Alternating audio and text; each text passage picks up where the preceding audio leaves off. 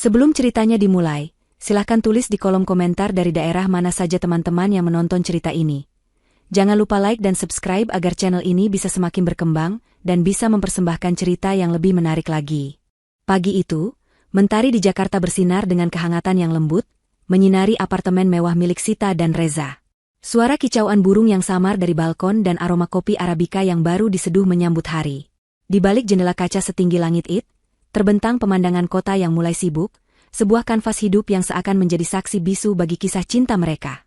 Namun, di balik pemandangan yang sempurna itu, tersembunyi sebuah rahasia besar, sebuah jaring takdir yang dirajut oleh Sita sendiri, yang siap untuk merobek kebahagiaan semu yang telah mereka bangun. Sita, dengan gaun tidur sutra berwarna gading, berjalan anggun menuju meja makan. Setiap langkahnya adalah tarian kebahagiaan yang dipendam, setiap senyumnya adalah perisai yang melindungi hatinya.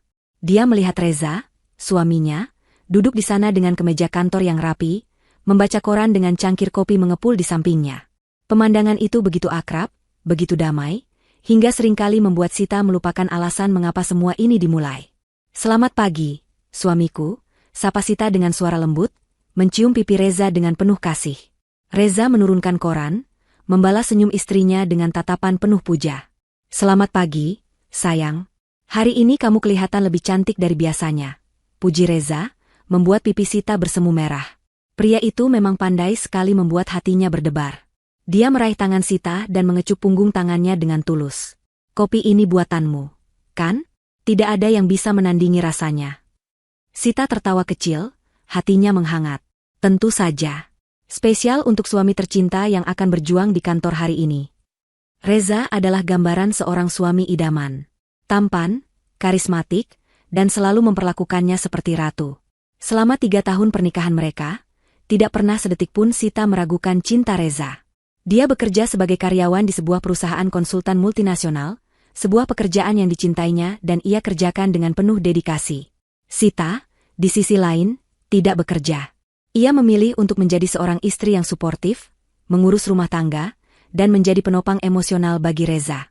Ini adalah peran yang ia mainkan dengan sempurna, sebuah topeng yang ia kenakan untuk menyembunyikan identitas aslinya. Identitas yang tidak pernah Reza tahu. Perusahaan tempat Reza bekerja, tempat ia meniti karir dan menaruh harapannya, adalah perusahaan milik keluarga Sita. Dan Sita adalah pemilik aslinya. Keputusan untuk menyembunyikan kebenaran ini bukanlah hal yang mudah. Sita melakukannya bukan karena ingin merendahkan Reza, melainkan karena ingin melihat karakter aslinya. Ia ingin melihat apakah Reza mencintainya karena dirinya, atau karena status dan kekayaan yang ia miliki. Ia ingin melihat apakah Reza adalah pria yang tulus, yang berjuang dari nol, atau hanya pria yang ingin menumpang hidup pada keberuntungan orang lain. Reza, yang sibuk dengan pekerjaannya, tidak pernah menanyakan latar belakang keluarga Sita. Ia hanya tahu Sita berasal dari keluarga berada, tanpa pernah tahu seberapa berada keluarga itu. Ia merasa bangga bisa menafkahi Sita dengan keringatnya sendiri, sebuah kebanggaan yang membuat Sita tersentuh sekaligus khawatir. Sesaat setelah sarapan, Reza bersiap-siap untuk pergi ke kantor. Ketika Reza sedang memakai jasnya, ponselnya berdering.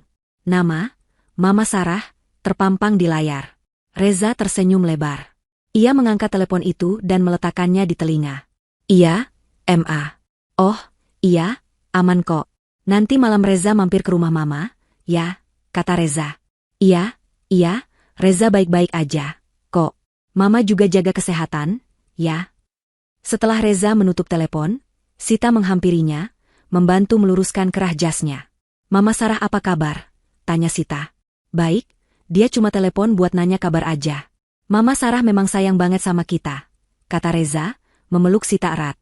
Dia bilang, dia bangga banget sama Reza. Ibu Sarah, ibu mertua Sita, adalah wanita yang ambisius dan sangat bangga pada anaknya.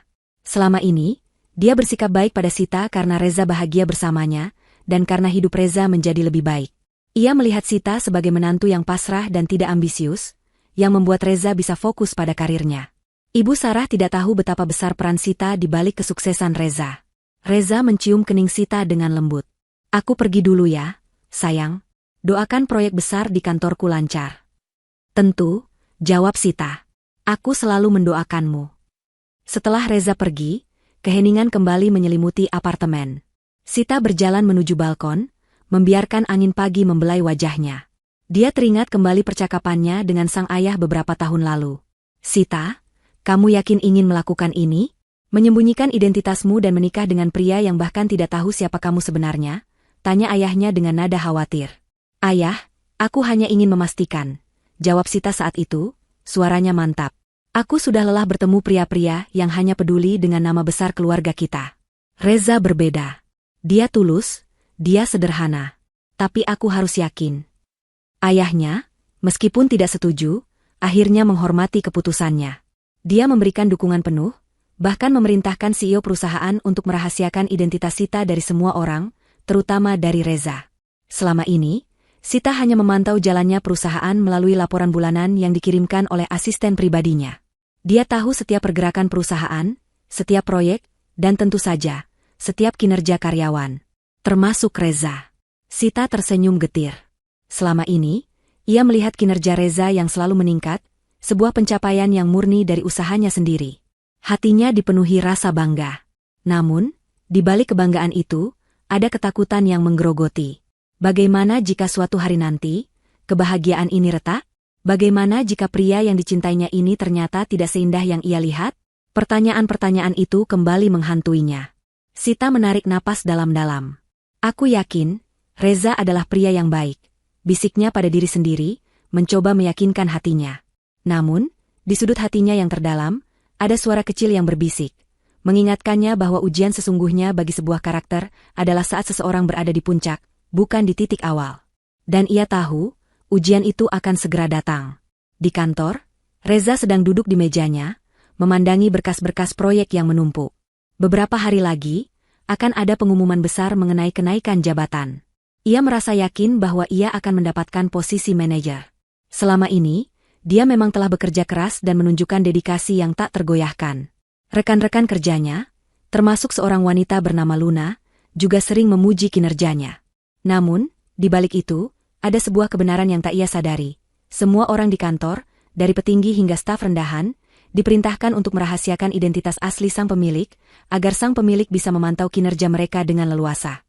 Reza, yang terlalu fokus pada ambisinya, tidak pernah berpikir untuk menanyakan siapa sosok di balik perusahaan ini. Hari itu, saat Reza pulang ke apartemen, ia melihat Sita duduk di ruang tamu, tersenyum menyambutnya. Bagaimana harimu? Tanya Sita. Luar biasa, jawab Reza, mencium kening istrinya. Aku merasa semakin dekat dengan tujuan utamaku. Aku ingin membahagiakanmu lebih dari ini, sayang. Aku ingin kita punya rumah yang lebih besar, mobil yang lebih bagus, dan segala yang terbaik di dunia ini. Sita hanya tersenyum. Hatinya bergetar mendengar kata-kata itu. Ia tidak butuh kemewahan. Ia hanya butuh cinta yang tulus. Namun, ia tidak bisa mengelak dari sebuah kenyataan. Ambisi Reza adalah pedang bermata dua. Pagi yang seharusnya menjadi momen kebahagiaan sepasang suami istri justru menjadi awal dari retakan yang semakin dalam. Suara riuh Ibu Sarah, ibu mertua Sita, memecah keheningan di apartemen. Dengan wajah berseri-seri, ia memeluk Reza erat, berulang kali mengucapkan selamat atas kenaikan jabatan putranya menjadi manajer. Di samping mereka, Sita berdiri dengan senyum yang dipaksakan, hatinya sudah merasakan perubahan yang dingin dari tatapan mata Ibu Sarah. Mama tahu kamu pasti bisa, Za. Anak mama memang hebat. Dari dulu mama bilang, kamu itu punya bakat jadi pemimpin.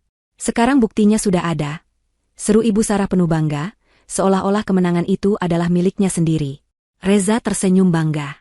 Semua berkat doa mama dan dukungan Sita, M.A. Mendengar nama Sita disebut, senyum Ibu Sarah memudar. Ah, kalau soal doa, mama yang paling kencang doanya. Tapi kalau cuma dukungan, itu sudah kewajiban seorang istri, katanya dengan nada meremehkan. Tatapan Ibu Sarah kini beralih pada Sita, menilainya dari atas ke bawah, seolah baru pertama kali melihatnya. Sita, kamu harusnya lebih bersyukur punya suami seperti Reza. Sekarang Reza sudah jadi manajer. Kamu harus bisa menjaga penampilan. Suami sekelas manajer tidak bisa punya istri yang hanya di rumah saja. Kata-kata itu bagaikan pisau dingin yang menusuk hati Sita. Sejak awal pernikahan, ia sengaja memilih untuk menjadi ibu rumah tangga agar bisa melihat karakter asli Reza. Ia ingin membuktikan bahwa cintanya tidak didasari oleh materi. Namun, sekarang, keputusannya justru menjadi bumerang. Ia merasa direndahkan, seolah perannya sebagai istri suportif tidak ada artinya. Mama, jangan begitu, M.A. Sita sudah lebih dari cukup. Bela Reza mencoba menengahi. Cukup apanya? Timpal Ibu Sarah, nadanya semakin tinggi. Reza, kamu itu manajer. Posisi kamu di perusahaan itu sudah tinggi. Kamu butuh istri yang bisa menunjang karir kamu, bukan istri yang cuma diam di rumah. Kalau kamu diundang acara kantor, apa yang bisa Sita ceritakan? Dia cuma tahu resep masakan dan sinetron di televisi.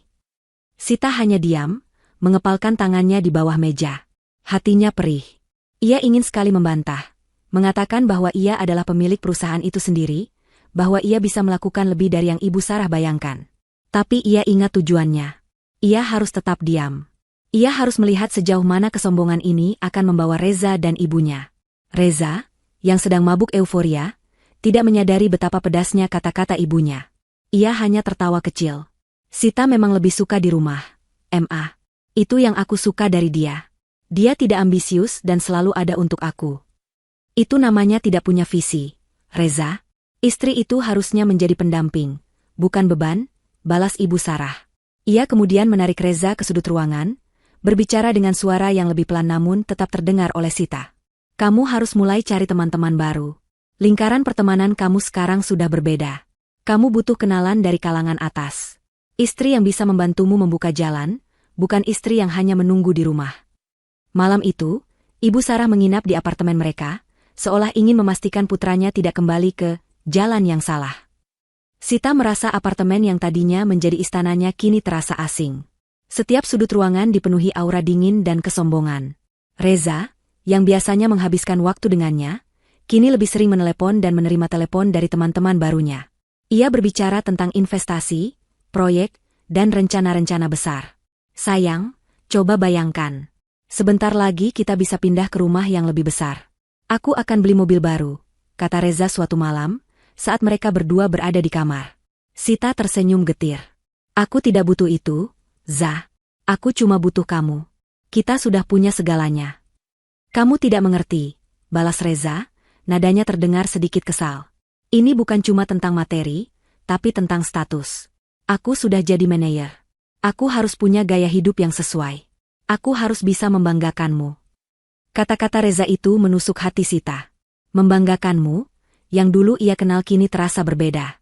Dulu, Reza bangga padanya karena ia adalah istrinya, karena ia selalu mendukungnya. Sekarang, membanggakan, itu terasa seperti ia adalah sebuah trofi, sebuah aksesoris yang harus ia pamerkan kepada orang lain.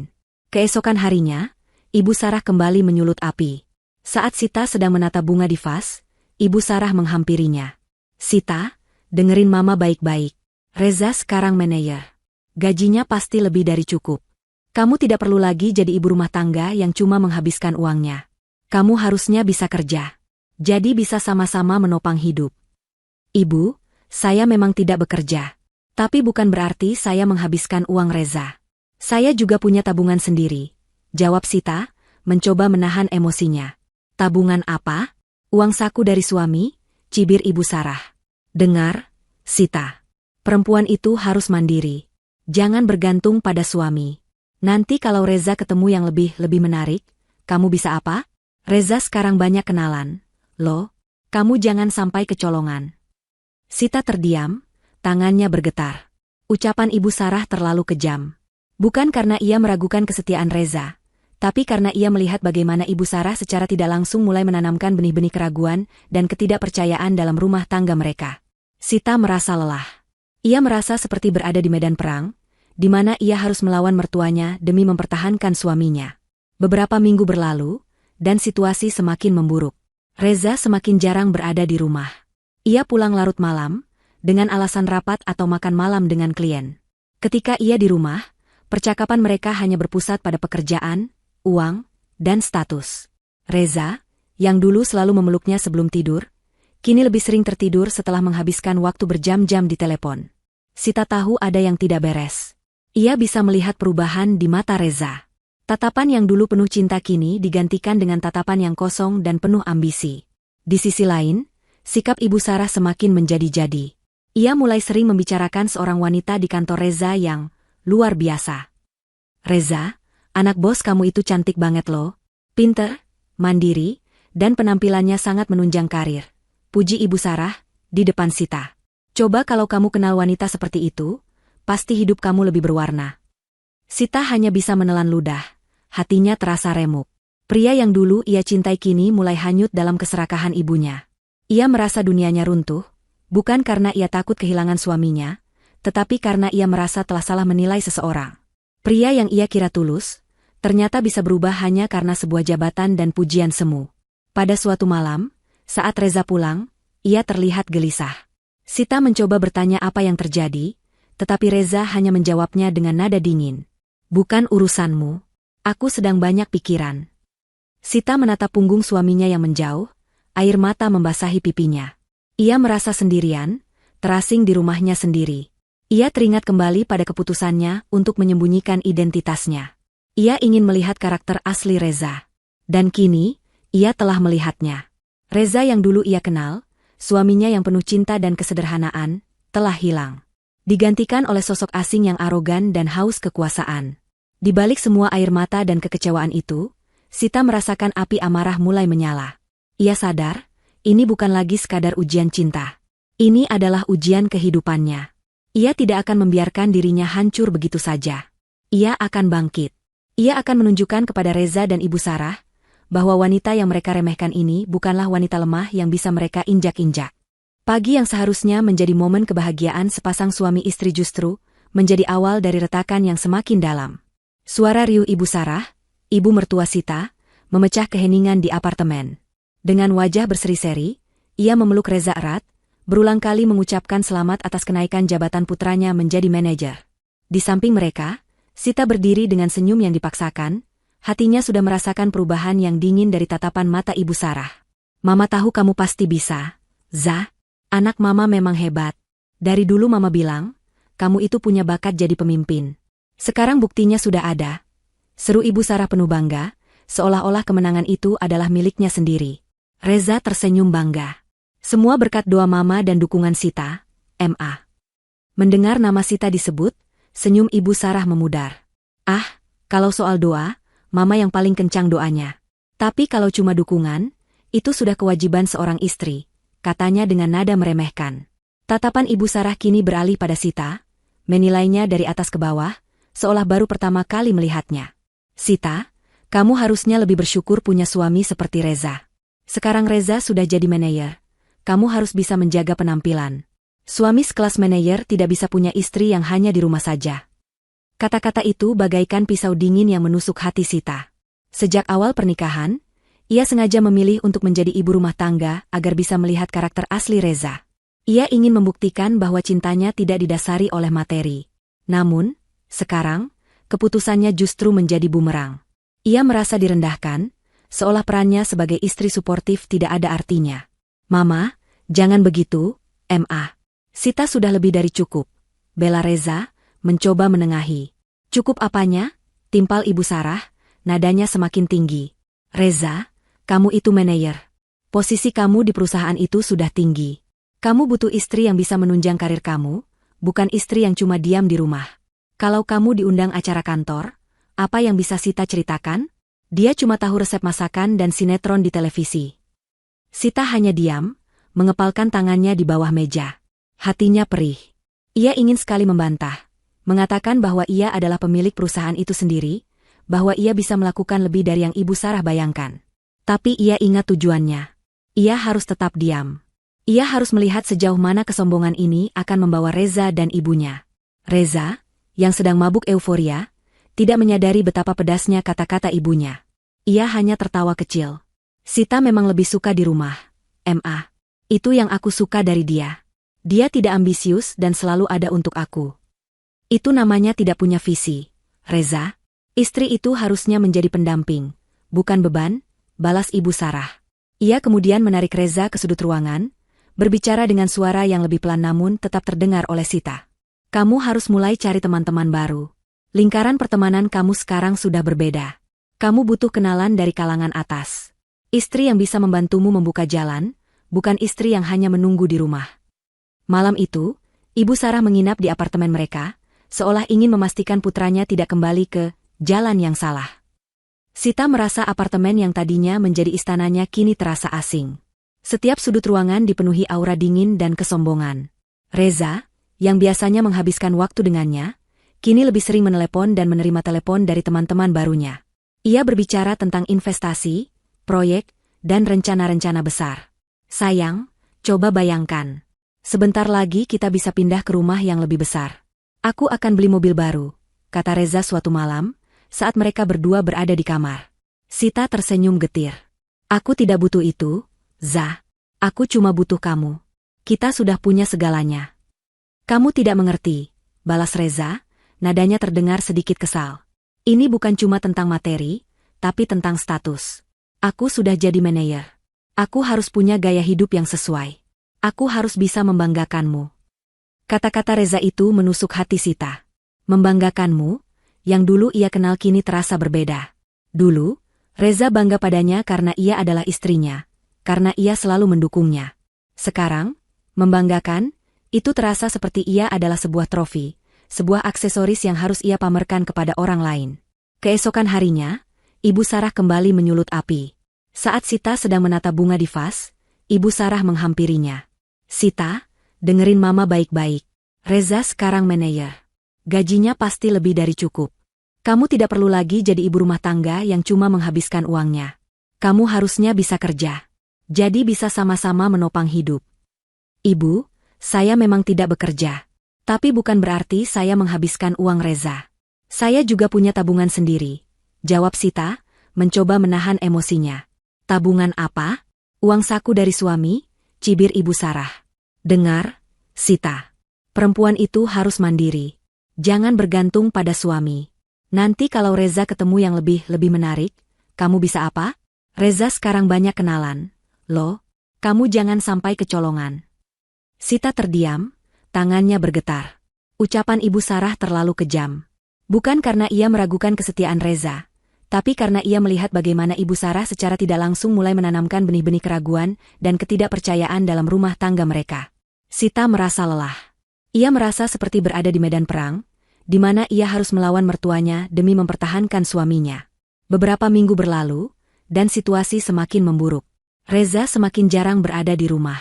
Ia pulang larut malam, dengan alasan rapat atau makan malam dengan klien. Ketika ia di rumah, percakapan mereka hanya berpusat pada pekerjaan, uang, dan status. Reza, yang dulu selalu memeluknya sebelum tidur, kini lebih sering tertidur setelah menghabiskan waktu berjam-jam di telepon. Sita tahu ada yang tidak beres. Ia bisa melihat perubahan di mata Reza. Tatapan yang dulu penuh cinta kini digantikan dengan tatapan yang kosong dan penuh ambisi. Di sisi lain, sikap Ibu Sarah semakin menjadi-jadi. Ia mulai sering membicarakan seorang wanita di kantor Reza yang luar biasa. Reza, anak bos kamu itu cantik banget loh. Pinter, mandiri, dan penampilannya sangat menunjang karir. Puji Ibu Sarah, di depan Sita. Coba kalau kamu kenal wanita seperti itu, pasti hidup kamu lebih berwarna. Sita hanya bisa menelan ludah. Hatinya terasa remuk. Pria yang dulu ia cintai kini mulai hanyut dalam keserakahan ibunya. Ia merasa dunianya runtuh, bukan karena ia takut kehilangan suaminya, tetapi karena ia merasa telah salah menilai seseorang. Pria yang ia kira tulus, ternyata bisa berubah hanya karena sebuah jabatan dan pujian semu. Pada suatu malam, saat Reza pulang, ia terlihat gelisah. Sita mencoba bertanya apa yang terjadi, tetapi Reza hanya menjawabnya dengan nada dingin. Bukan urusanmu. Aku sedang banyak pikiran. Sita menatap punggung suaminya yang menjauh, air mata membasahi pipinya. Ia merasa sendirian, terasing di rumahnya sendiri. Ia teringat kembali pada keputusannya untuk menyembunyikan identitasnya. Ia ingin melihat karakter asli Reza. Dan kini, ia telah melihatnya. Reza yang dulu ia kenal, suaminya yang penuh cinta dan kesederhanaan, telah hilang. Digantikan oleh sosok asing yang arogan dan haus kekuasaan. Di balik semua air mata dan kekecewaan itu, Sita merasakan api amarah mulai menyala. Ia sadar, ini bukan lagi sekadar ujian cinta. Ini adalah ujian kehidupannya. Ia tidak akan membiarkan dirinya hancur begitu saja. Ia akan bangkit. Ia akan menunjukkan kepada Reza dan Ibu Sarah, bahwa wanita yang mereka remehkan ini bukanlah wanita lemah yang bisa mereka injak-injak.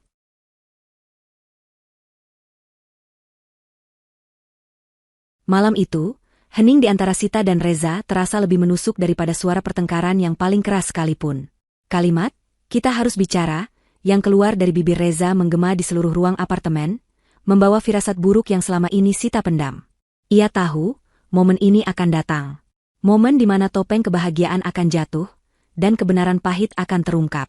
Sita duduk di sofa dengan punggung tegak, mencoba terlihat tegar meskipun hatinya sudah hancur berkeping-keping. Air mata yang ingin jatuh ia tahan sekuat tenaga. Ia tidak akan membiarkan Reza melihat betapa rapuhnya ia. Ia tidak akan memberinya kepuasan melihat kehancurannya. Reza duduk di seberangnya, wajahnya terlihat gelisah, tetapi di matanya tidak ada lagi kehangatan yang dulu ia kenal. Hanya ada tatapan kosong dan penuh ambisi, tatapan yang sudah menjadi milik Ibu Sarah dan wanita lain.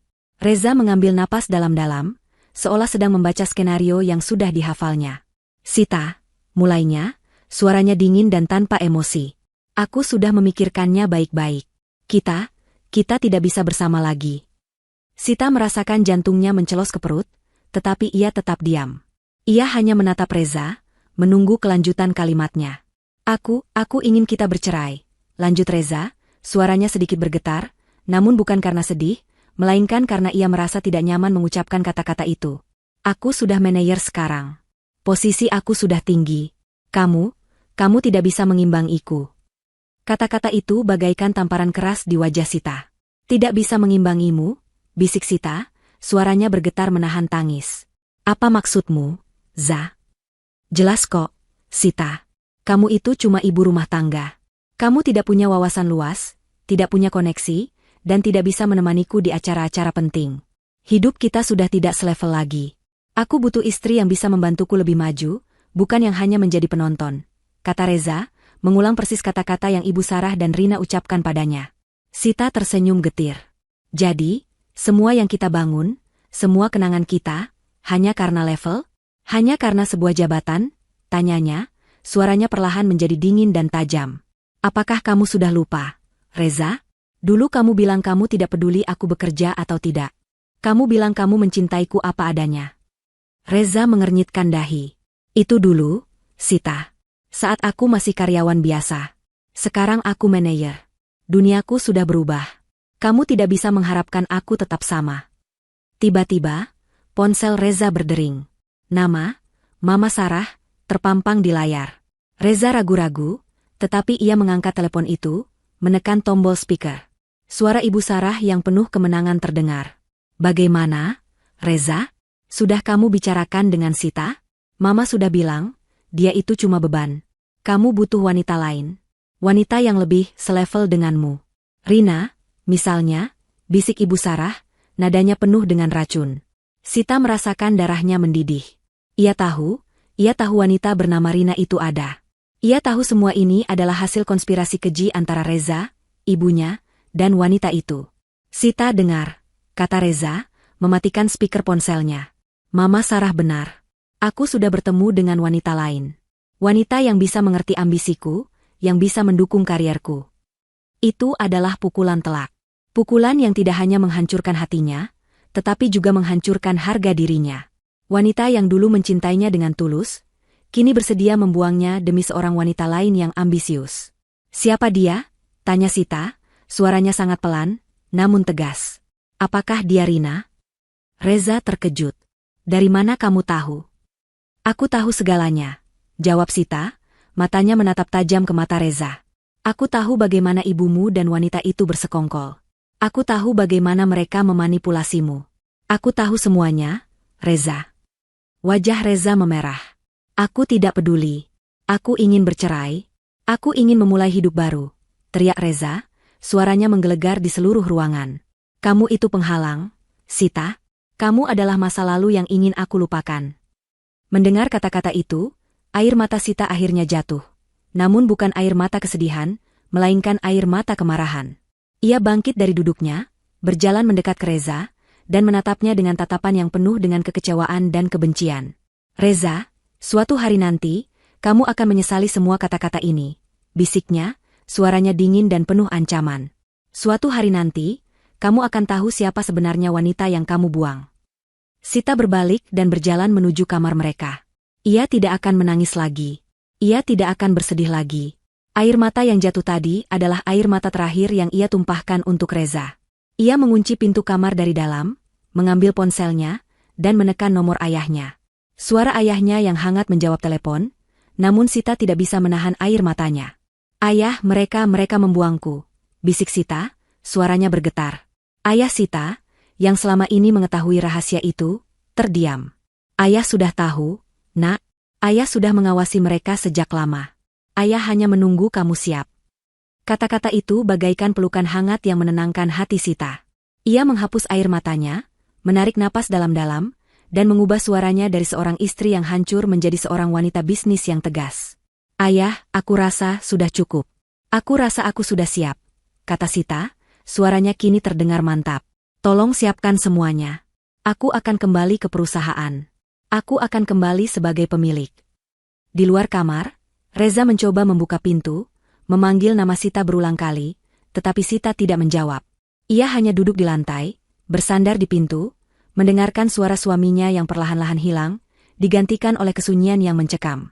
Di saat itu, ia tahu, babak baru dalam hidupnya akan segera dimulai. Babak di mana ia akan menjadi wanita yang ia lahirkan, bukan wanita yang ia ciptakan. Ia akan menjadi pemilik perusahaannya sendiri, bukan istri yang diremehkan. Ia bangkit, berjalan menuju cermin, dan menatap pantulan dirinya. Ia tidak lagi melihat seorang istri yang hancur, tetapi seorang wanita yang kuat, yang siap untuk membalas dendam. Balas dendam yang tidak akan ia lakukan dengan kekerasan, melainkan dengan kecerdasan. Pintu kamar itu terbuka perlahan, mengeluarkan suara derit yang memilukan, seolah-olah pintu itu ikut merasakan kesedihan yang tak terucap. Reza, yang sedari tadi mondar-mandir di depan pintu, terdiam.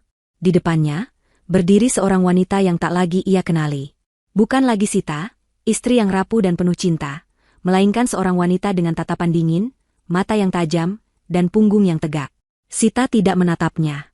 Ia hanya berjalan lurus, mengambil koper kecil yang sudah ia siapkan, dan berjalan menuju pintu keluar. Reza, yang terkejut dengan perubahan sikap Sita, mencoba menghentikannya. Sita, kamu mau kemana? Tanyanya, suaranya terdengar panik. Sita tidak menjawab. Ia hanya berhenti sejenak, memegang gagang pintu, dan menoleh ke belakang. Aku akan pergi, Reza, bisiknya, suaranya dingin. Selamat tinggal, Reza. Lalu, ia membuka pintu dan berjalan pergi, meninggalkan Reza yang berdiri terpaku di ambang pintu, seolah-olah ia baru saja menyaksikan sebuah keajaiban yang tak terduga. Sita tidak menoleh lagi. Ia tidak ingin lagi melihat wajah pria yang telah menghancurkan hatinya. Ia tidak ingin lagi merasakan sakit. Ia ingin merasakan kekuatan. Ia ingin merasakan kebebasan. Malam itu, Sita tiba di rumah orang tuanya. Sebuah rumah megah, dengan taman yang luas dan kolam renang yang indah. Rumah itu adalah tempat di mana ia dilahirkan. Tempat di mana ia tumbuh menjadi seorang wanita yang mandiri dan kuat. Tetapi, demi cinta, ia rela meninggalkannya, rela menyembunyikan identitasnya, demi pria yang tidak pernah menghargai pengorbanannya. Ayah Sita, yang sedari tadi menunggunya, langsung memeluknya erat. Nak, ayah sudah tahu. Reza menelepon tadi, mengabarkan bahwa dia ingin bercerai denganmu. Sita merasakan air matanya kembali mengalir, namun kali ini bukan air mata kesedihan, melainkan air mata kelegaan. Ayah, aku sudah tidak kuat, bisik Sita, membenamkan wajahnya di dada ayahnya. Aku sudah lelah menjadi wanita yang mereka injak-injak. Ayahnya mengusap rambut Sita dengan lembut. Ayah tahu. Ayah selalu tahu. Ayah hanya menunggu kamu siap. Sekarang, apa yang akan kamu lakukan? Sita melepaskan pelukan ayahnya, menatapnya dengan mata yang penuh dengan api amarah. Aku akan membalas dendam, katanya, suaranya mantap dan penuh tekad. Aku akan menunjukkan kepada mereka semua, bahwa wanita yang mereka remehkan ini bukanlah wanita lemah. Aku akan menunjukkan kepada mereka, bahwa di dunia ini, keadilan itu masih ada. Ayah Sita tersenyum bangga. Ayah mendukungmu sepenuhnya. Ayah akan membantu kamu. Katakan, apa yang kamu butuhkan. Sita mengambil napas dalam-dalam, menghela napas panjang, dan mulai menceritakan semua yang terjadi. Ia menceritakan tentang kenaikan jabatan Reza, perubahan sikapnya, konspirasi Ibu Sarah, dan bagaimana ia menemukan kartu nama Rina. Ia menceritakan bagaimana ia merasa hancur, namun juga bagaimana ia menemukan kekuatan dari kehancuran itu. Ayah Sita mendengarkan dengan penuh perhatian, matanya memancarkan kemarahan.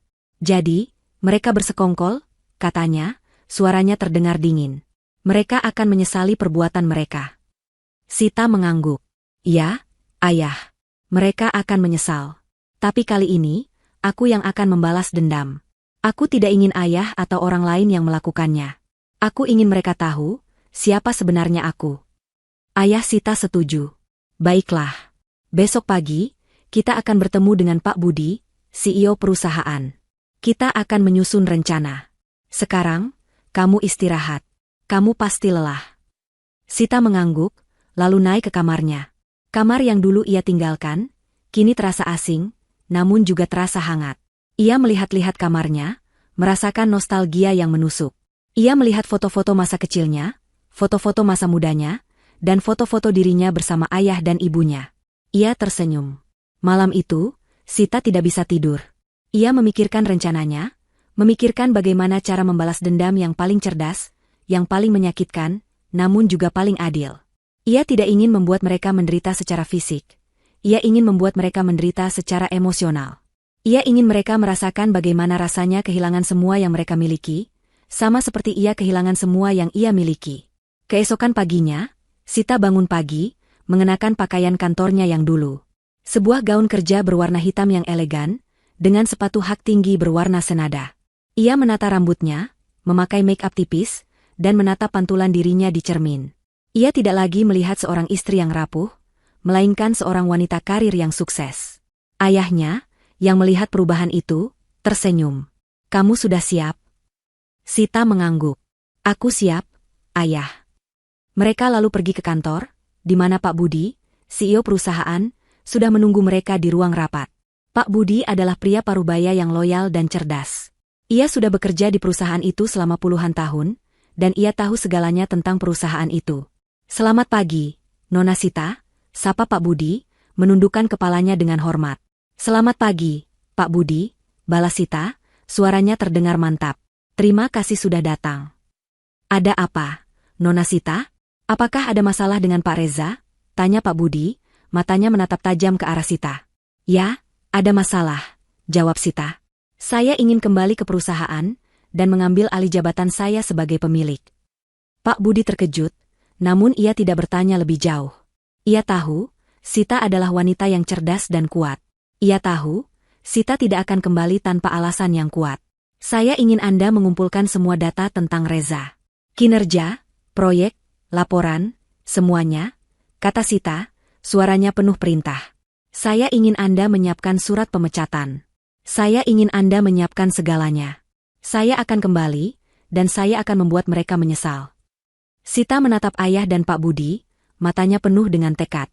Ia tahu, babak baru dalam hidupnya akan segera dimulai. Babak di mana ia akan menjadi ratu, dan mereka akan menjadi pion-pion yang akan ia hancurkan. Ruang rapat di lantai teratas gedung perusahaan terasa dingin dan penuh ketegangan. Di meja oval yang panjang, Sita duduk dengan tegar, di sampingnya ada Pak Budi, CEO perusahaan, yang setia dan loyal. Di tangan Sita, ada sebuah folder tebal berisi semua data tentang kinerja Reza, suami yang sebentar lagi akan menjadi masa lalunya. Topeng seorang istri yang rapuh telah lepas. Kini yang tersisa hanyalah seorang wanita pebisnis yang cerdas dan penuh perhitungan. Pak Budi, kata Sita, suaranya dingin dan penuh otoritas. Saya ingin Anda menjelaskan secara detail semua yang Anda ketahui tentang Reza sejak ia menjadi manajer. Pak Budi membuka folder itu, matanya menatap tajam ke arah Sita. Ia tahu, saat ini ia tidak sedang berbicara dengan Nona Sita yang ceria dan penuh cinta, melainkan dengan Nyonya Besar, pemilik perusahaan yang selama ini ia jaga rahasianya. Baik, Nona Sita, jawab Pak Budi, suaranya formal dan hormat. Sejak Pak Reza naik jabatan menjadi manajer, kinerjanya memang sempat meningkat drastis. Namun, dalam beberapa minggu terakhir, ada beberapa kejanggalan. Ia sering tidak memenuhi target, terlambat menyerahkan laporan, dan yang paling parah, ia menggunakan anggaran perusahaan untuk kepentingan pribadi. Sita merasakan hatinya tercekat, namun ia tidak menunjukkan emosi. Ia hanya mengangguk, mengisyaratkan Pak Budi untuk melanjutkan. Ia juga, kami menerima laporan anonim bahwa ia sering terlihat makan siang dan makan malam dengan rekan kerjanya, seorang wanita bernama Rina. Mereka terlihat sangat dekat, bahkan di luar jam kerja, lanjut Pak Budi. Sita tersenyum getir. Jadi, firasatnya benar. Pengkhianatan itu nyata, dan semua bukti-bukti itu ada di hadapannya, tertulis dengan jelas dalam laporan perusahaan. Baik, Pak Budi, kata Sita. Sekarang, kita susun rencana. Pak Budi menatap Sita, menunggu perintah. Perintah saya, Pak Budi, sangat sederhana. Pertama, saya ingin Anda menyiapkan surat pemecatan Reza dengan alasan kinerja yang buruk dan pelanggaran etika. Kedua, saya ingin Anda mengadakan rapat besar besok siang, dan mengundang semua manajer, termasuk Reza dan Rina. Pak Budi terlihat terkejut. Tapi, Nona Sita, apakah itu tidak terlalu berisiko? Tidak, Pak Budi, jawab Sita, matanya menatap tajam ke arah Pak Budi. Saya ingin mereka tahu. Saya ingin mereka tahu, siapa sebenarnya wanita yang mereka remehkan ini. Saya ingin mereka tahu, bahwa di perusahaan ini, saya adalah ratu. Dan saya tidak akan membiarkan ada tikus yang bersembunyi di istana saya. Pak Budi mengangguk. Mengerti.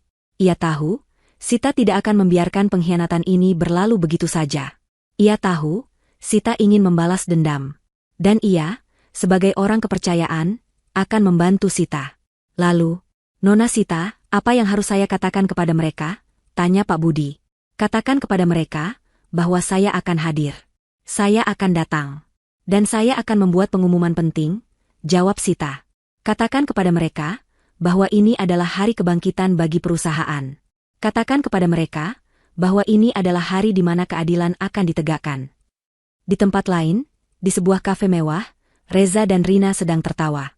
Mereka terlihat bahagia, seolah tidak ada beban di pundak mereka. Mereka tidak tahu, bahwa di tempat lain, di sebuah ruangan yang penuh dengan ketegangan, sebuah rencana besar sedang disusun. Rencana yang akan menghancurkan hidup mereka. Kamu tahu, Reza, kata Rina, memegang tangan Reza dengan lembut. Aku yakin, sebentar lagi kamu bisa menjadi CEO. Aku yakin kamu bisa mengalahkan pemilik perusahaan ini. Kita bisa menjadi pasangan yang sempurna. Pasangan yang paling berkuasa di perusahaan ini. Reza tersenyum bangga. Aku juga yakin, Rina. Aku yakin kita bisa mengalahkan mereka semua. Sita, dia tidak ada apa-apanya. Dia hanyalah masa lalu yang ingin aku lupakan. Mendengar kata-kata itu, Rina tertawa. Iya, Reza. Dia adalah masa lalu. Kita adalah masa depan. Mereka tidak tahu, bahwa masa depan yang mereka impikan, akan segera berubah menjadi neraka. Mereka tidak tahu, bahwa wanita yang mereka remehkan, wanita yang mereka anggap sebagai masa lalu, akan kembali, dan ia akan kembali dengan kekuatan yang luar biasa. Malam itu, di kamar hotel mewah yang sudah disiapkan oleh ayahnya, Sita duduk di depan jendela, menatap pemandangan kota yang penuh dengan lampu-lampu. Ia tidak lagi merasakan kesedihan. Ia hanya merasakan ketenangan. Ia tahu, ia telah membuat keputusan yang benar. Ia tahu, ia telah berada di jalan yang benar. Ia mengambil ponselnya, menekan nomor Pak Budi. Pak Budi, katanya. Pastikan besok semuanya berjalan sesuai rencana. Jangan ada satupun kesalahan. Siap, Nona Sita, jawab Pak Budi, suaranya penuh hormat. Sita menutup telepon, mematikan lampunya, dan mencoba tidur. Namun, ia tidak bisa tidur. Pikirannya dipenuhi dengan rencana balas dendam. Ia memikirkan bagaimana reaksi Reza saat ia muncul, bagaimana reaksi Ibu Sarah saat ia tahu, dan bagaimana reaksi Rina saat ia dipecat. Ia tersenyum. Ia tidak sabar menunggu besok. Ia tidak sabar menunggu saat-saat di mana ia akan bangkit, dan mereka akan jatuh. Fajar yang baru menyingsing esok hari akan menjadi saksi bisu, bagaimana seorang wanita yang hancur akan mengubah rasa sakitnya menjadi sebuah kekuatan yang tak terduga. Sebuah kekuatan yang akan ia gunakan untuk membalas dendam, bukan dengan kekerasan, melainkan dengan kecerdasan. Sebuah kekuatan yang akan ia gunakan untuk menunjukkan kepada dunia, bahwa di dunia ini, keadilan itu masih ada. Mentari pagi di Jakarta terasa begitu cerah, seolah-olah alam semesta ikut tersenyum pada kebahagiaan Reza. Di dalam apartemen mewah yang kini terasa lebih lapang tanpa kehadiran Sita, Reza bangun dengan perasaan yang penuh euforia. Ia menatap pantulan dirinya di cermin, mengenakan jas mahal yang baru ia beli, dan tersenyum bangga. Hari ini, ia akan menghadiri rapat besar yang akan mengumumkan nasib baiknya. Ia yakin, kenaikan gaji atau bahkan jabatan yang lebih tinggi akan segera ia raih.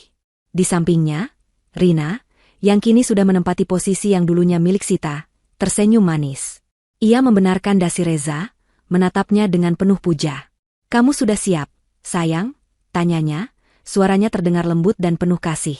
Reza mengangguk, mengecup kening Rina dengan mesra. Aku siap, sayang. Hari ini adalah hari keberuntunganku. Hari ini, Aku akan membuktikan kepada mereka semua bahwa aku pantas menjadi manajer. Bahkan, aku pantas menjadi lebih dari itu. Rina tertawa kecil. Aku yakin kamu bisa, sayang. Kamu adalah pria yang paling cerdas dan paling ambisius yang pernah aku temui. Ponsel Reza berdering. Nama, Mama Sarah, terpampang di layar. Reza langsung mengangkat telepon itu. Bagaimana, Reza? Kamu sudah siap? Tanya Ibu Sarah, suaranya penuh kemenangan. Mama sudah bilang, kamu itu memang hebat. Sekarang, kamu tidak perlu lagi memikirkan Sita.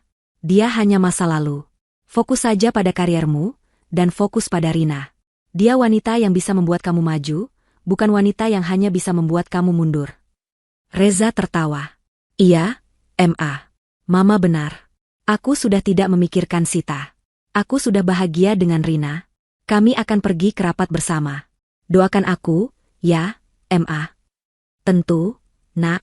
Mama selalu mendoakanmu, jawab Ibu Sarah, dan telepon pun terputus. Reza dan Rina berjalan menuju kantor, bergandengan tangan, seolah-olah mereka adalah sepasang kekasih yang paling bahagia di dunia. Mereka tidak peduli dengan tatapan-tatapan sinis dari karyawan-karyawan lain. Mereka hanya peduli pada diri mereka sendiri. Mereka hanya peduli pada masa depan yang akan mereka bangun. Kamu tahu, Reza, kata Rina, saat mereka berada di dalam lift.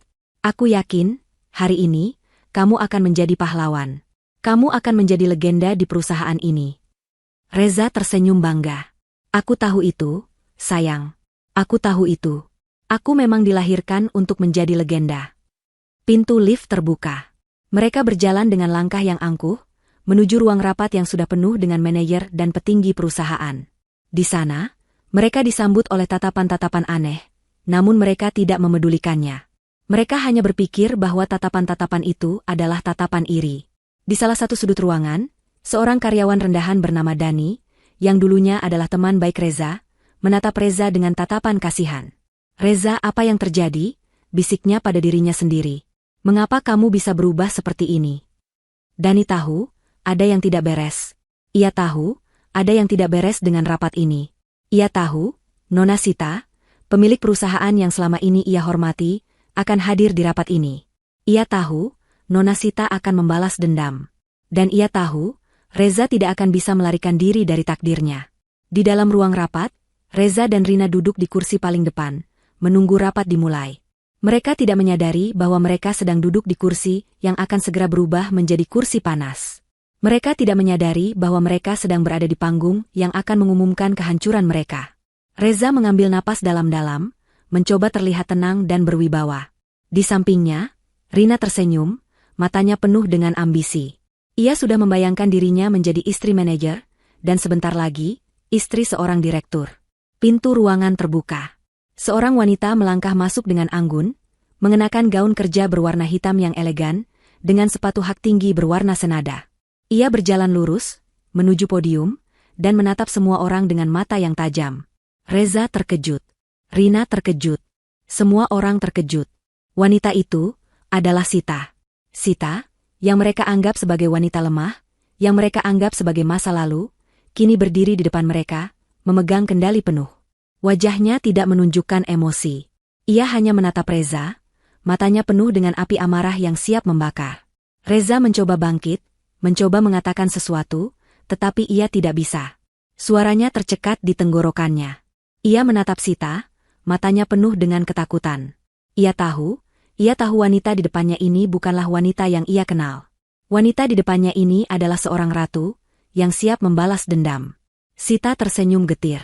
Selamat siang, semuanya, sapanya, suaranya dingin dan penuh otoritas. Saya adalah Sita. Dan saya adalah pemilik perusahaan ini.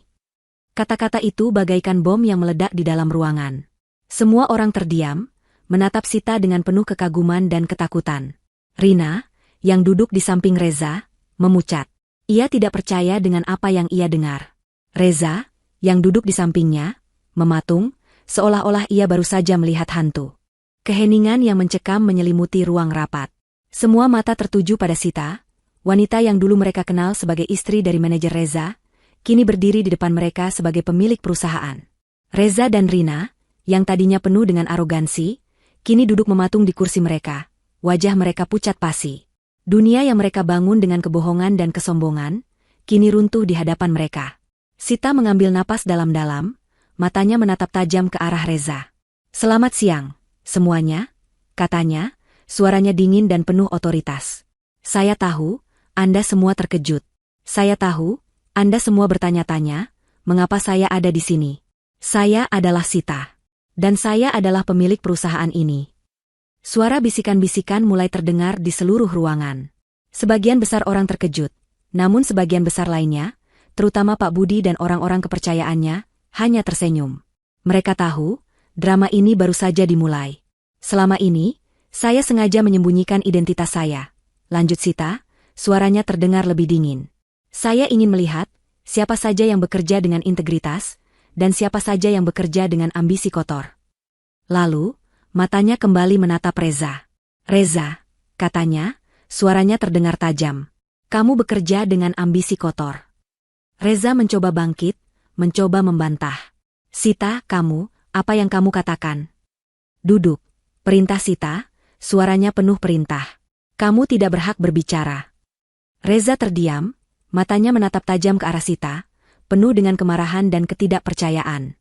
Ia tidak bisa menerima kenyataan bahwa wanita yang ia remehkan, wanita yang ia buang, kini berdiri di depannya sebagai seorang ratu. Sita menatap Pak Budi, mengangguk kecil. Pak Budi mengerti. Ia mengambil folder tebal yang ada di mejanya, dan meletakkannya di depan Reza. "Reza, selama kamu menjadi manajer, kinerjamu memang meningkat," kata Sita. "Namun, dalam beberapa minggu terakhir, kinerjamu menurun drastis. Kamu sering tidak memenuhi target, terlambat menyerahkan laporan, dan yang paling parah, kamu menggunakan anggaran perusahaan untuk kepentingan pribadi." Reza terkejut. "Itu tidak benar. Itu fitnah," teriak Reza, matanya menatap tajam ke arah Pak Budi. "Ini semua ada buktinya," kata Pak Budi, menunjuk ke folder itu. "Semua laporan dan data ada di sana. Kami juga menerima laporan anonim bahwa Anda sering makan siang dan makan malam dengan rekan kerja Anda, Rina, di luar jam kerja." Reza terdiam. Ia menatap Rina, yang duduk di sampingnya, dengan wajah pucat. Rina tidak mengatakan apa-apa. Ia hanya menundukkan kepalanya, mencoba menyembunyikan wajahnya. Sita tersenyum getir. "Reza, kamu tahu, aku tidak peduli dengan apa yang kamu lakukan di luar jam kerja.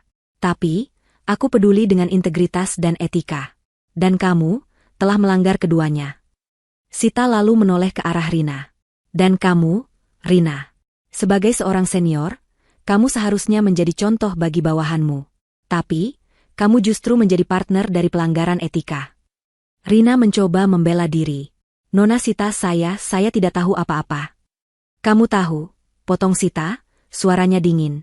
"Kamu tahu, dan kamu bersekongkol." Reza, yang tadinya hanya terdiam, kini bangkit dari duduknya. "Sita, kita bisa bicarakan ini baik-baik. Kita adalah suami istri. Aku mohon, jangan lakukan ini." Sita menggelengkan kepalanya. "Kita bukan suami istri lagi, Reza. Kamu sendiri yang meminta cerai dariku. Kamu sendiri yang membuangku." Lalu, ia menatap Pak Budi. "Pak Budi, berikan surat pemecatan itu." Pak Budi mengambil surat pemecatan yang ada di mejanya, dan menyerahkannya kepada Reza. Reza mengambil surat itu dengan tangan gemetar, membacanya, dan matanya membelalak. Surat itu adalah surat pemecatan. "Kamu dipecat, Reza," kata Sita, suaranya dingin dan tanpa emosi. "Dengan alasan kinerja yang buruk dan pelanggaran etika." Reza meremas surat itu, matanya berkaca-kaca. "Sita, kamu tidak bisa melakukan ini. Aku mohon." "Aku bisa," potong Sita. "Aku adalah pemilik perusahaan ini. Aku bisa melakukan apa saja yang aku mau. Sekarang, pergilah. Pergilah dari sini. Pergilah dari hidupku." Reza menatap Sita dengan mata yang penuh dengan kebencian dan penyesalan. Ia tahu, ia telah melakukan kesalahan besar. Ia tahu, ia telah membuang berlian demi sebuah kerikil. Ia tahu, ia telah menghancurkan hidupnya sendiri. Sita kemudian menoleh ke arah Rina. "Dan kamu, Rina, kamu tidak akan dipecat. Tapi, kamu akan diturunkan jabatannya, dan kamu akan dipindah ke divisi lain. Aku ingin kamu tahu, bahwa di perusahaan ini, tidak ada tempat untuk pengkhianat." Rina hanya bisa terdiam, matanya berkaca-kaca. Ia tahu, Karirnya di perusahaan ini telah berakhir. Ia tahu, ia telah melakukan kesalahan besar. Ia tahu, ia telah memilih orang yang salah. Sita kemudian menatap semua orang yang ada di ruangan itu. Rapat ini sudah selesai, katanya, suaranya penuh perintah. Saya harap, ini menjadi pelajaran bagi Anda semua. Bahwa di perusahaan ini, integritas dan etika adalah segalanya. Terima kasih. Sita berbalik dan berjalan keluar ruangan. Pak Budi mengikutinya. Di belakang mereka, Reza dan Rina duduk di kursi mereka, dengan wajah yang penuh dengan kehancuran. Mereka tidak bisa lagi bersembunyi. Mereka tidak bisa lagi berbohong. Mereka telah menerima hukuman. Pintu lift terbuka dengan dentingan lembut, mengakhiri perjalanan paling memalukan dalam hidup Reza dan Rina. Mereka melangkah keluar, diiringi bisik-bisik dan tatapan-tatapan dari mantan rekan kerja mereka. Tatapan-tatapan itu bukan lagi tatapan iri, melainkan tatapan kasihan, meremehkan, dan penuh ejekan. Reza menundukkan kepalanya, mencoba menyembunyikan wajahnya yang memerah karena malu. Rina, yang biasanya selalu berjalan dengan angkuh, kini berjalan dengan tergesa-gesa, seolah ingin melarikan diri dari kenyataan. Di basement kantor, mereka berjalan menuju mobil Reza. Mobil yang tadinya menjadi simbol kesuksesannya, kini terasa seperti keranda yang akan mengantar mereka menuju kehancuran. Reza membuka pintu mobil, masuk, dan duduk di kursi pengemudi. Ia tidak menyalakan mesin. Ia hanya duduk diam, memegang kemudi dengan tangan gemetar. Reza, ada apa ini? Kenapa Sita bisa jadi pemilik perusahaan? Tanya Rina, suaranya terdengar panik dan penuh amarah. Kamu bohong padaku, kan? Kamu bilang dia cuma istri biasa. Reza hanya diam. Ia terlalu malu untuk menjawab. Ia terlalu hancur untuk berkata-kata. Ia hanya bisa menatap ke depan, menatap kehidupannya yang runtuh. Kamu dengar aku, kan? Bentak Rina, menatap Reza dengan mata penuh dengan kebencian. Semua ini gara-gara kamu. Gara-gara kamu, aku jadi begini. Gara-gara kamu, aku kehilangan karierku. Kata-kata itu menyadarkan Reza. Ia menoleh ke arah Rina, menatapnya dengan mata kosong. Kamu hanya peduli dengan karir dan uang. Bisiknya, suaranya parau. Kamu sama saja seperti ibuku. Rina tertawa sinis. Tentu saja. Aku peduli. Aku tidak peduli denganmu. Aku hanya peduli dengan kesuksesanmu. Tapi sekarang, kamu tidak punya apa-apa lagi. Kamu dipecat. Kamu tidak berguna bagiku. Kata-kata itu bagaikan pisau tajam yang menusuk jantung Reza. Ia menatap Rina, yang kini terlihat seperti monster. Monster yang telah ia ciptakan sendiri. Reza tidak mengatakan apa-apa. Ia menyalakan mesin, mengemudikan mobilnya menuju apartemen. Di sepanjang perjalanan, ia mencoba menghubungi Sita, namun ponsel Sita tidak aktif. Ia mengirimkan pesan teks, meminta maaf, meminta kesempatan kedua, tetapi tidak ada balasan. Ia tahu, Sita tidak akan pernah memaafkannya. Ia tahu, ia telah melakukan kesalahan terbesar dalam hidupnya. Di apartemen, Reza dan Rina disambut oleh keheningan yang mencekam. Apartemen yang tadinya penuh dengan kehangatan dan cinta, kini terasa dingin dan kosong. Sita telah pergi. Ia membawa semua barang-barangnya, meninggalkan Reza dengan hati yang kosong, dan apartemen yang kosong. Sita, kamu di mana? Bisik Reza, air matanya mulai mengalir. Aku mohon kembali padaku. Namun, tidak ada jawaban. Hanya ada gemas suaranya sendiri. Rina, yang melihat kehancuran Reza, hanya tertawa sinis. Reza, kamu benar-benar bodoh, katanya, suaranya penuh ejekan. Kamu membuang berlian demi kerikil. Kamu membuang istrimu yang kaya raya, demi aku, wanita yang hanya ingin menumpang hidup. Reza menatap Rina, matanya memancarkan kemarahan. Kamu yang merusak semuanya. Kamu dan ibuku. Kalian berdua yang membuat aku begini. Rina hanya tertawa. Aku tidak memaksamu, Reza. Kamu yang memilih. Kamu yang memilih untuk menceraikan istrimu. Kamu yang memilih untuk membuangnya. Kata-kata itu bagaikan tamparan keras di wajah Reza. Ia menatap Rina, matanya penuh dengan kebencian. Pergilah dari sini. Aku tidak ingin melihatmu lagi. Teriak Reza, suaranya menggelegar. Rina hanya tersenyum sinis. Baiklah. Aku akan pergi. Aku akan pergi dari hidupmu, Reza. Selamat tinggal. Selamat tinggal, pria yang bodoh. Rina mengambil tasnya, berjalan menuju pintu keluar, dan pergi. Reza ditinggal sendirian, di apartemen yang kosong, dengan hati yang kosong, dan masa depan yang kosong. Ia duduk di sofa, membenamkan wajahnya di tangannya, dan menangis.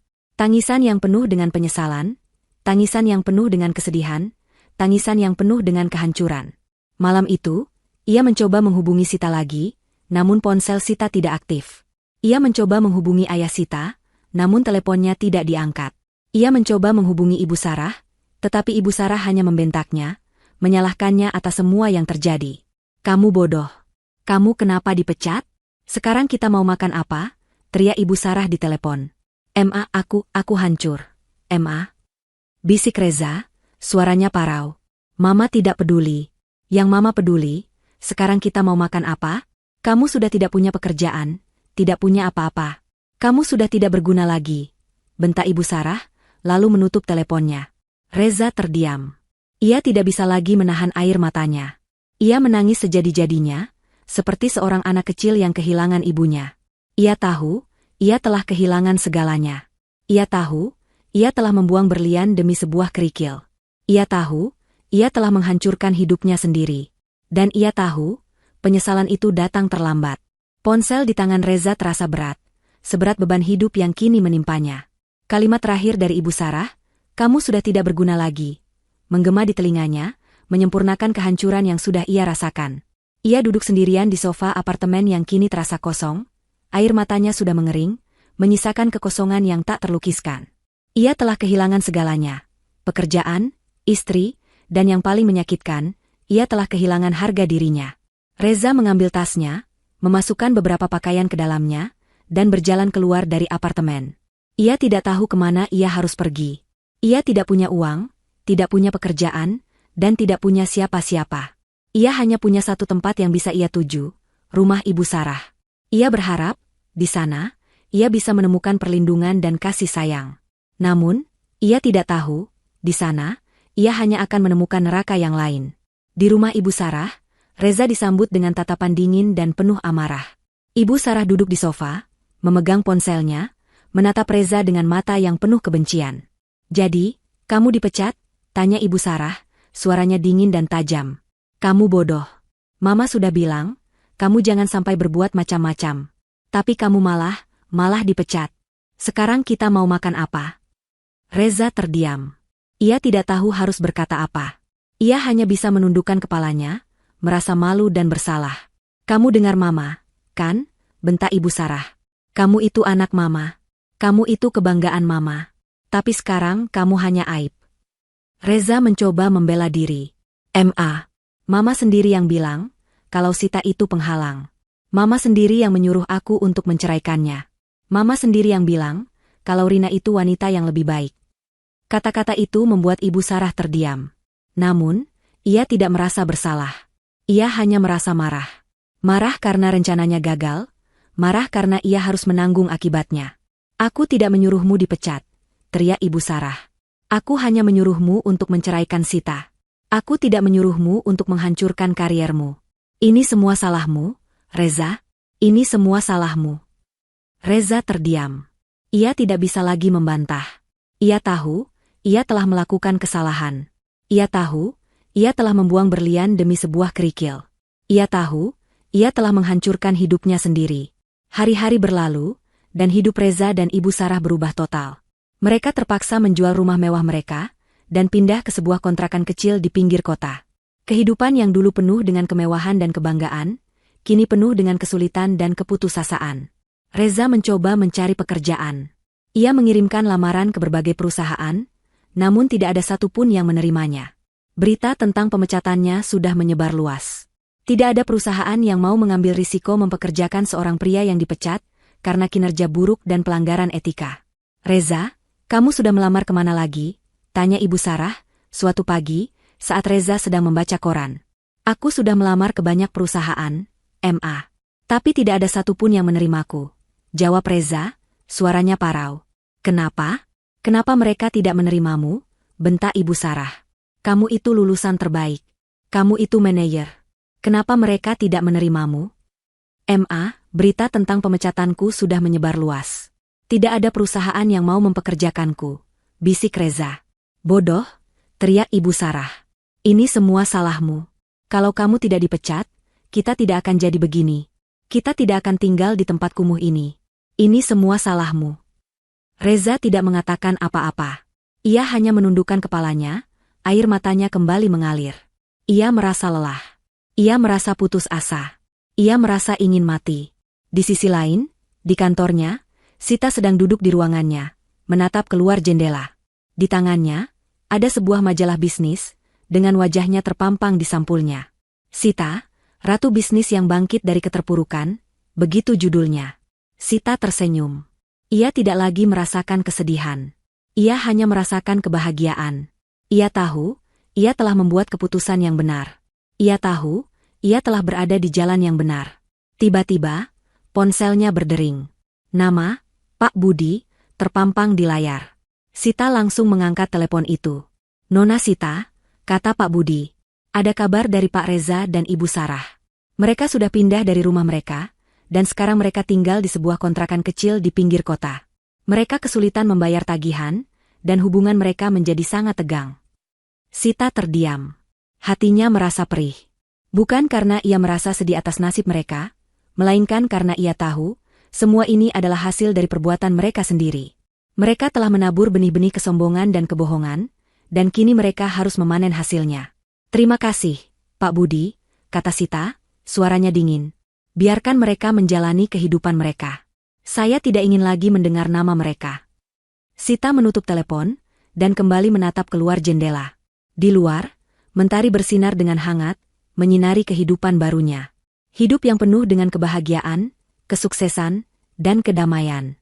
Hidup yang tidak lagi diwarnai oleh kebohongan dan pengkhianatan. Ia tahu, ia telah memenangkan pertempuran ini. Ia tahu, ia telah mendapatkan keadilan yang sejati. 2 tahun telah berlalu sejak hari di mana hidup Sita berubah total. Matahari pagi yang menyinari ruang kerjanya di lantai teratas gedung perusahaan terasa hangat dan penuh harapan.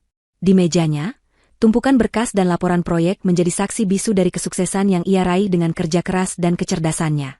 Sita, dengan gaun kerja berwarna putih yang elegan, duduk di kursi kebesarannya, menatap pemandangan kota yang terhampar di depannya dengan senyum yang tulus. Dia bukan lagi wanita yang rapuh dan hancur. Dia adalah seorang pemimpin yang dihormati, seorang ratu yang disegani. Keputusannya untuk kembali memimpin perusahaan membawa angin segar.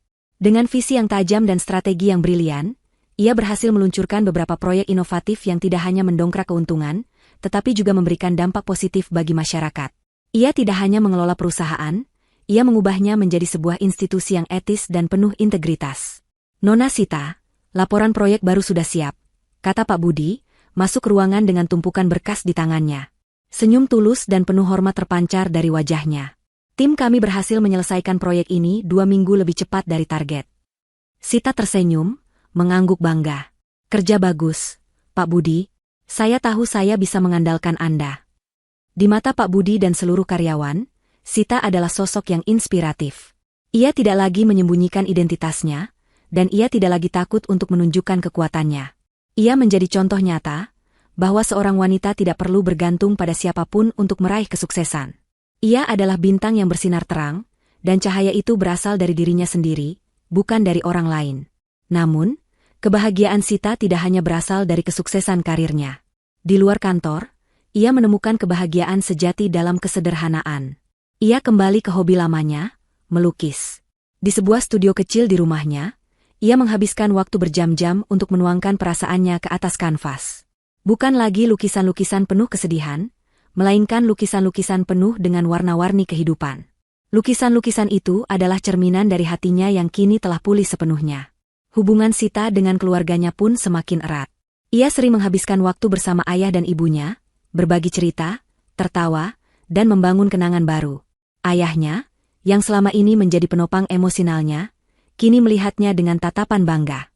Ibunya, yang selalu khawatir, kini bisa tidur nyenyak, karena ia tahu putrinya telah menemukan kebahagiaan yang sejati.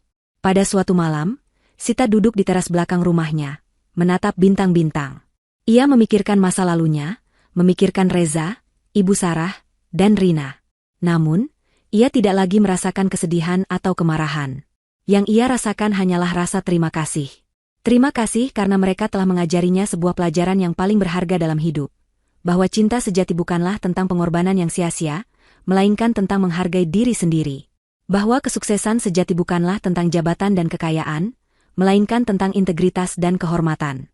Bahwa kebahagiaan sejati bukanlah tentang orang lain, melainkan tentang menemukan kedamaian dalam diri sendiri. Mereka, di dalam ingatannya, hanyalah sebuah bayangan yang samar.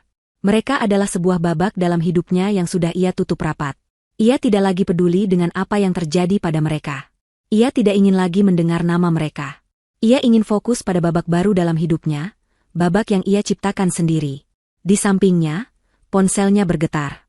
Sebuah pesan dari Pak Budi masuk, mengabarkan bahwa proyek yang ia luncurkan berhasil mendapatkan penghargaan internasional. Sita tersenyum. Ia tahu, babak baru dalam hidupnya baru saja dimulai. Ia tahu, di depan sana, ada banyak petualangan baru, banyak tantangan baru, dan banyak kebahagiaan baru yang menunggunya. Ia bangkit dari duduknya, berjalan menuju kamarnya, dan melihat lukisan yang baru ia selesaikan. Lukisan itu adalah lukisan dirinya, dengan senyum yang tulus, dengan mata yang penuh dengan kekuatan, dan dengan hati yang penuh dengan kebahagiaan. Di bawah lukisan itu, ia menuliskan sebuah judul, Kebangkitan Sang Ratu. Sita tahu, ia telah memenangkan pertempuran ini. Ia tidak hanya membalas dendam, ia juga telah mendapatkan keadilan. Keadilan yang sejati, yang bukan datang dari kehancuran orang lain, melainkan dari kebangkitan dirinya sendiri. 2 tahun adalah waktu yang sangat singkat untuk Sita, namun terasa bagai 2 abad bagi Reza. Di sebuah kontrakan kumuh yang sempit, Reza menatap pantulan wajahnya di cermin. Bukan lagi wajah pria muda yang tampan dan penuh percaya diri, melainkan wajah seorang pria yang lelah, penuh dengan kerutan, dan mata yang kosong. Rambutnya memutih di beberapa bagian, dan bahunya tampak melengkung, seolah menanggung beban hidup yang tak terhingga. Ia masih mencoba mencari pekerjaan, namun setiap pintu yang ia ketuk selalu tertutup. Berita tentang pemecatannya sudah menjadi rahasia umum di kalangan perusahaan. Reza yang dulu dibanggakan kini menjadi aib, menjadi contoh nyata tentang bagaimana kesombongan bisa menghancurkan segalanya. "Reza, kamu sudah dapat pekerjaan?" bentak Ibu Sarah dari dalam kamar, suaranya terdengar serak. Ibu Sarah, yang dulu terlihat anggun dan berwibawa, kini terbaring lemah di ranjangnya. Penyakit yang diakibatkan oleh stres dan penyesalan telah menggerogoti tubuhnya, membuatnya tidak berdaya. Ia kini sepenuhnya bergantung pada Reza, anak yang dulu ia banggakan. Ironis. Dulu, ia meremehkan Sita karena tidak bekerja, kini ia harus bergantung pada Reza yang tidak bekerja. "Belum, Ma," jawab Reza, suaranya parau. "Tidak ada yang mau menerima aku." "Bodoh. Kamu itu kenapa tidak bisa mendapatkan pekerjaan?" teriak Ibu Sarah, suaranya terdengar putus asa. "Ini semua salahmu. Kalau kamu tidak dipecat, kita tidak akan jadi begini. Kita tidak akan hidup di tempat kumuh ini. Ini semua salahmu." Reza hanya terdiam. Ia tidak lagi membantah. Ia tahu, ia telah melakukan kesalahan. Ia tahu, ini semua adalah kesalahannya. Ia tahu, ia telah membuang berlian demi sebuah kerikil. Ia tahu, penyesalan itu datang terlambat. Suatu sore, saat Reza sedang menjual koran di pinggir jalan, sebuah mobil mewah berhenti di depannya. Jendela mobil itu terbuka, dan seorang wanita keluar, mengenakan gaun kerja yang elegan, dengan senyum yang tulus. Wanita itu adalah Sita. Sita tidak melihatnya. Ia hanya berjalan, melangkah dengan anggun, dan masuk ke sebuah butik mewah. Reza hanya bisa menatapnya dari jauh, matanya berkaca-kaca. Ia melihat Sita yang bahagia, Sita yang sukses, Sita yang kini telah menemukan kebahagiaan sejati. Ia melihat wanita yang ia buang, dan ia tahu, ia telah melakukan kesalahan yang paling besar dalam hidupnya. Air mata Reza mengalir deras. Ia membuang koran-koran yang ada di tangannya, duduk di trotoar, dan menangis. Tangisan yang penuh dengan penyesalan, tangisan yang penuh dengan kesedihan, tangisan yang penuh dengan kehancuran. Reza tahu, ia tidak akan pernah bisa mendapatkan Sita kembali. Ia tahu, ia telah menghancurkan kehidupannya sendiri. Ia tahu, keadilan itu telah terwujud. Keadilan yang tidak datang dari kekerasan, melainkan dari kebangkitan seseorang. Di sisi lain, di dalam butik mewah itu, Sita membeli sebuah gaun yang indah. Ia tidak tahu, bahwa di luar sana, ada seorang pria yang sedang menangis. Pria yang dulu ia cintai, pria yang dulu ia sebut suami. Ia tidak peduli. Ia sudah memaafkan, namun ia tidak akan melupakan. Ia sudah melanjutkan hidupnya, dan ia tidak akan pernah kembali ke masa lalu. Kisah Reza dan Ibu Sarah berakhir di sana. Mereka harus hidup dengan konsekuensi dari perbuatan mereka. Mereka harus hidup dalam kemiskinan, penyesalan, dan kehancuran. Mereka tidak bisa lagi bersembunyi. Mereka tidak bisa lagi berbohong. Mereka telah mendapatkan hukuman. Sementara itu, Sita melanjutkan hidupnya dengan damai dan bahagia. Ia tidak hanya sukses dalam karir, ia juga sukses dalam hidupnya.